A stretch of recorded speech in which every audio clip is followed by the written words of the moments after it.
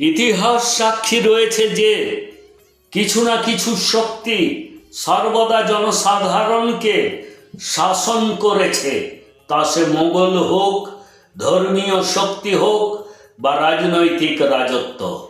এখন সময় এসেছে এসবের বিরোধিতা করার এবং প্রকৃতির নীতিগুলি গ্রহণ করার।